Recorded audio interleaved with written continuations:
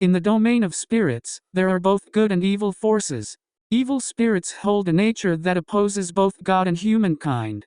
According to the beliefs of theologians, divine providence has appointed purer spirits to act as guardians and guides for us.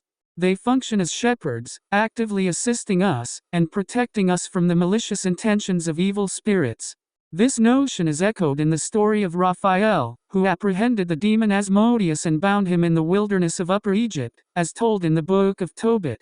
Hesiod, the ancient poet, notes that there are approximately 30,000 immortal spirits of Jupiter dwelling on Earth.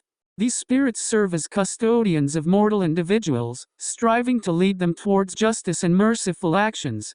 Clad in an ethereal essence, they traverse the world ceaselessly. In this context, it's essential to acknowledge that without the guardianship of these benevolent spirits, rulers wouldn't find security, women would struggle to maintain their virtue, and men in this realm of ignorance would face difficulties in achieving their divinely appointed destinies. These spirits play a crucial role in our lives, assisting us and guarding us from the adverse influences of evil spirits. The interplay between these opposing forces places humanity in a unique position, endowed with free will.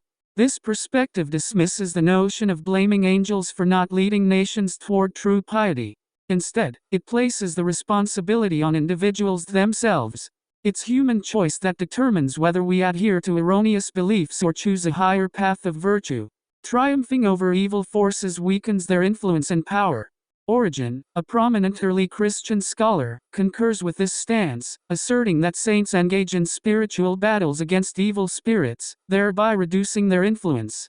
When defeated, an evil spirit loses its capacity to cause further harm. It's important to recognize that each individual is accompanied by both a good and an evil spirit.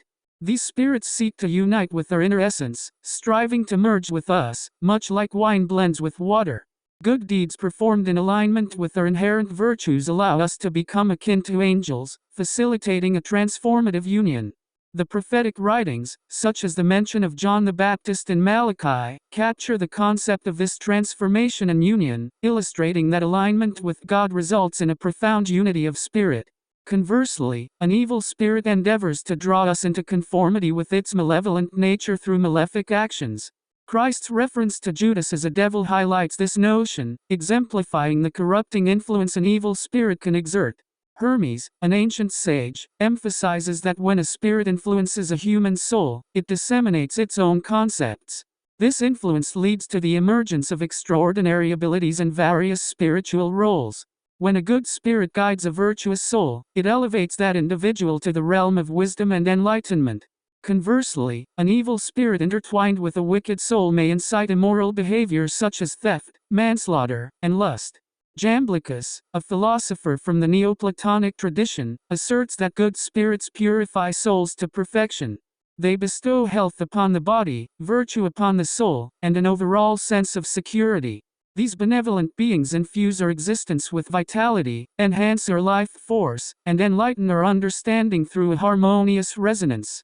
The issue of how many angels guard a person, whether a single one or a group, is a matter of theological debate. The prophet's declaration, "He hath given his angels charge concerning thee, to keep thee in all thy ways," as interpreted by Hierome, implies that every individual is entrusted with angelic protection, including Christ. Therefore, the ministry of diverse angels governs all people, guiding them towards varying degrees of virtue, rewards, and elevated status, dependent on their alignment with these celestial forces. However, those who act contrary to the guidance of these spirits, whether good or evil, subject themselves to their consequences. Their deeds determine their fate, leading them either towards misery or advancement. Individuals closely linked with the higher echelons of angels receive preferential treatment. These powerful angels not only guard and elevate them but also wield an occult influence that impacts their surroundings.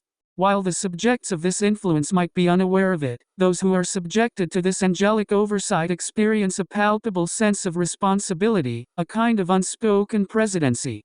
The ancient poet Homer's understanding of this dynamic is evident in his portrayal of the Muses. Born of Jupiter, they perpetually accompany and assist the kings born of Jupiter. This symbolic depiction illustrates that divine influence elevates leaders, making them venerable and grand. A historical account also supports this concept. M. Antoninus and Octavius Augustus were close friends.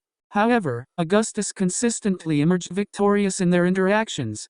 A magician advised Antoninus to be cautious, suggesting that the genius of the young Augustus held an extraordinary influence that even a skilled and experienced individual like Antoninus couldn't ignore. This influence was so potent that it seemed to divert fortune in favor of Augustus. This principle applies to rulers and common individuals alike. Just as divine influence can exalt a prince, inspiring reverence and fear in others, individuals of all walks of life should strive for purification through virtuous deeds. By embracing higher ideals, making wise choices, and seizing opportune moments, we can earn the trust and guidance of superior and more powerful angels. Through their watchful care, we may rise above others and rightfully earn a privileged position.